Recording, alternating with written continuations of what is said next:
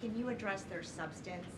Did the president ever spend hours at Jeffrey Epstein's house with a victim?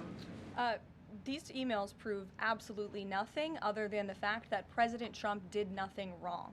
And what President Trump has always said is that he was from Palm Beach, and so was Jeffrey Epstein.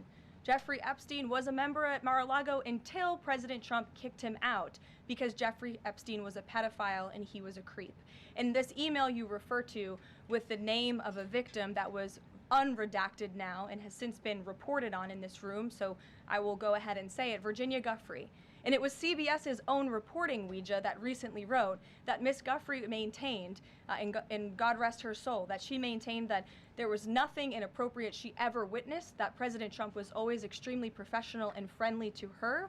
And so I think it's a question worth asking the Democrat Party, and you should all go ask them after this briefing, of why they chose to redact that name of a victim who has already publicly made statements about her relationship with Jeffrey Epstein and is unfortunately no longer with us.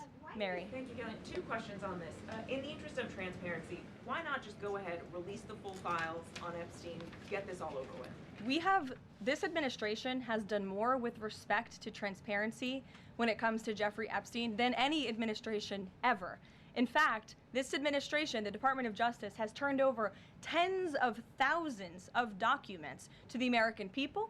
We are cooperating and showing support for the House Oversight Committee. That's part of the reason you are seeing these documents that were released today, because of the House Oversight Committee's and Republicans' efforts to get these out to the public. This administration also moved, the Department of Justice also moved to unseal grand jury testimony, which we know, unfortunately, a judge declined those requests.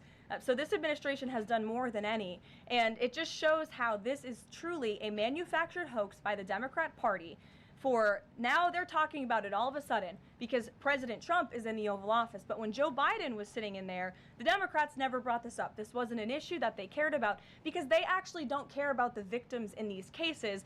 They care about trying to score political points against President Trump, as we have, of course, seen with this government shutdown. And this entire thing, again, it's not a coincidence to the American people at home. There are no coincidences in Washington, D.C. And it is not a coincidence that the Democrats leaked these emails to the fake news this morning ahead of Republicans reopening the government. This is another distraction campaign by the Democrat and the liberal media, and it's why I'm being asked questions about Epstein instead of the government reopening because of Republicans and President Trump. But given your interest in transparency, Karoline, why are White House officials then meeting with Representative Boebert in an effort to try and get her to not sign this petition calling for the release of the files?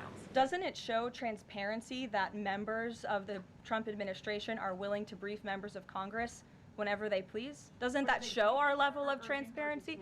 Doesn't that show the level of transparency when we are willing to sit down with members of Congress and address their concerns? That's a defining factor of transparency, having discussions with members of Congress about various issues. And I'm not going to detail conversations that took place in the Situation Room in the press briefing room. Ray.